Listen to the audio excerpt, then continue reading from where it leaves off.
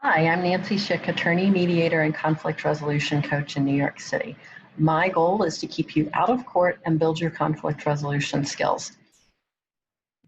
So let's talk about apology fails, right? Like that's a pretty big conflict for a lot of us. We think that we can just say, I'm sorry, and then suddenly everything's going to go away. And you're going to somehow be able to go back in time and pick up where you left off before you made the mistake that you're apologizing for. That just doesn't happen. Anybody that's tried it and maybe got that it's okay, it does change us, right? Experiences always have an impact, and sometimes it's a small impact, and sometimes it's a major change in a relationship and takes a very long time to recover from. So I want to get into what a complete apology looks like, and that's where we end up making the difference, right? It's not just saying I'm sorry. And you know those, you've gotten those, you've probably given those. As a child, you probably did them. I know my mom was really big on that, is that she would, kind of say, oh, you all kiss and make up. And so you'd go, sorry, right? And you weren't really that sorry, but you said the words and you thought it was all over. And then you become an adult and you realize that you're still carrying that around, right? So again, I laugh a little bit about some of this because it's what our brains do. It's just part of being human. But it's important when you become an adult and you become aware of these things to take control over them and start managing your mind so that it works effectively for you. Just like you would train your arms and your legs and you do some weight training and cardio training to keep yourself healthy, you want to do that with your brain. So first, acknowledge the specific action that you're sorry for. That seems relatively easy, right? Just saying, I'm sorry, generally doesn't leave a lot of room for the person that you're apologizing to understand that you know what you did and that you're truly remorseful for it. I can think of a situation in particular where someone just said, I'm sorry for all the things I've ever done. Okay, that's somewhat well-intended, but do you see that it doesn't really take responsibility? And then it's not as actionable, right? I don't know that, for example, that you're truly sorry for a particular incident that hurt me deeply. So I may not trust you the same way if I think you're kind of letting yourself off the hook. I need to hear that you're sorry for the specific thing that you did that hurt me, right?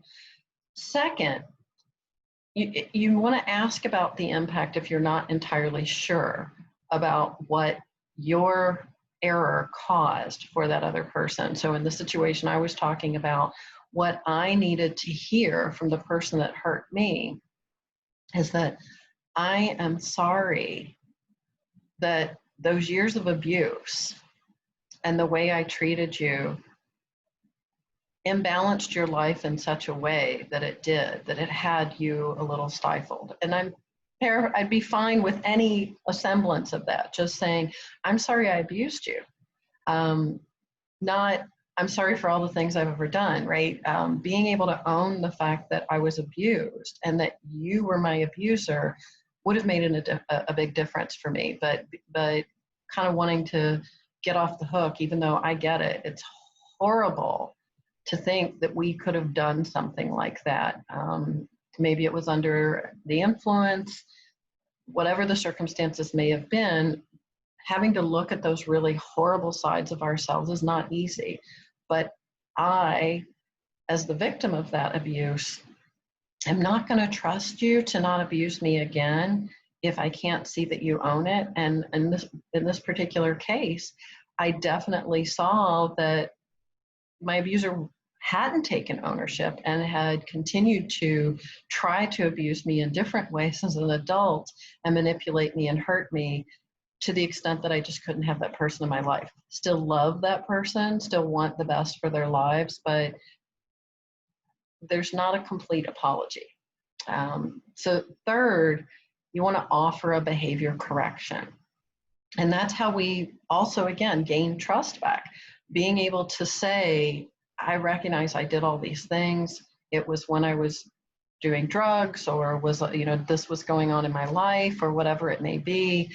I've dealt with my anger. I've dealt with myself.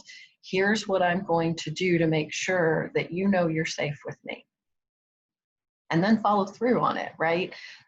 When that doesn't happen, you can't really expect the other person to truly receive and accept your apology. It takes more than just words. It takes ongoing action and proving yourself in a way that rebuilds the trust. It's not that you have to buy through acts of service or gifts or money or whatever it might be, right? It's about really saying, I get that I broke our trust. I understand how I broke the trust, and I want it back. So I'm going to take ownership of that and rebuild the trust so that we can have a good relationship. So I want you to think about all of that as you're going into the next time you want to give an apology, and really make sure that that's where you are, that you're willing to take responsibility for the relationship and lead it in the direction that you would like to see it.